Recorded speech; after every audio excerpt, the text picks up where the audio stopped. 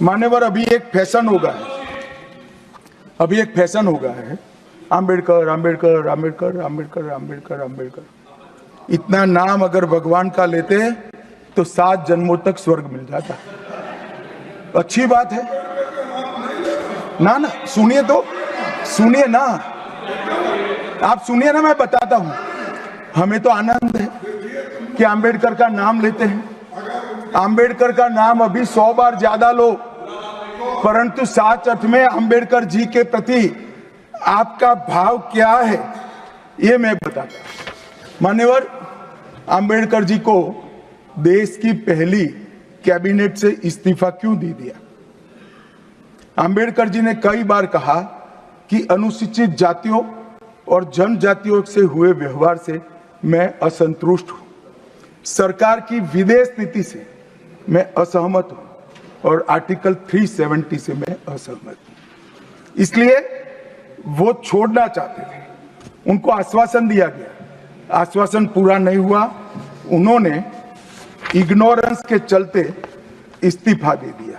और एक श्री BC रॉय ने पत्र लिखा कि आम्बेडकर और राजा जी जैसे 2 महानुभाव मंत्रिमंडल छोड़ेंगे तो क्या होगा।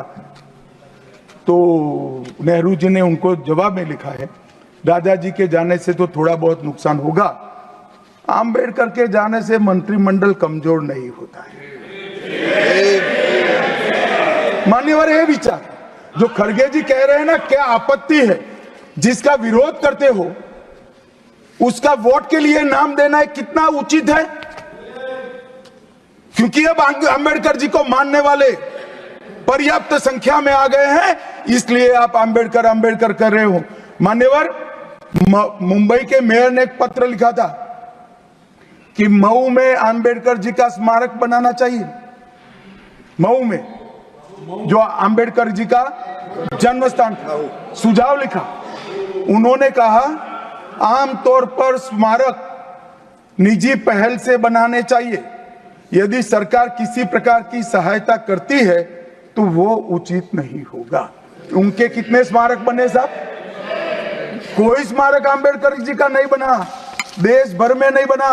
आम्बेडकर जी के स्मारक कब बने? जब भारतीय जनता पार्टी सत्ता में आई, तब मऊ में डॉक्टर आम्बेडकर के जन्म स्थान पर स्मारक बना। लंदन में अध्ययन करते थे, वहां स्मारक बना।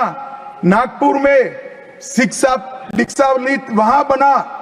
दिल्ली में महापरिनिर्वाण स्थल पर बना और मुंबई में चैत्य भूमि में भी बन रहा है। हमने 5 तीर्थ बनाए महामानव। और मैं मानता हूं मान्यवर, मैं मानता हूं कि आम्बेडकर जी के सिद्धांतों पर चलना नहीं और वोट के लिए उनकी गुहार लगा देना। 14 अप्रैल को राष्ट्रीय समरसता दिवस घोषित किया हमने। 26 नवंबर को संविधान दिवस घोषित किया। उस वक्त भी इसका विरोध कांग्रेस के वरिष्ठ नेताओं ने किया। मान्यवर,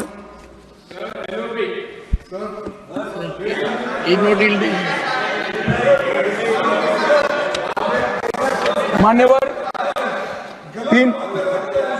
370 पर कई बार चर्चा हुई है। मैं ज्यादा कहना नहीं चाहता। सब जानते हैं कि एक टेम्पररी प्रोविजन को अनौरत संतान की तरह अपनी गोदी में 70 साल तक कांग्रेस ने खिलाने का काम किया और 370 हटाने के लिए लोहे का जिगर चाहिए। और जब देश के प्रधानमंत्री नरेंद्र मोदी जी 2019 में फिर से प्रधानमंत्री बने, एक ही झटके से इसी सदन में 370 और 35 को समाप्त। इसी सदन में कहते थे खून की नदियां बह जाएगी। खून की नदियां छोड़ो, कंकड़ चलाने की किसी की हिम्मत नहीं है। कंकड़। और मान्यवर, क्या हुआ? इसके बाद क्या हुआ? 35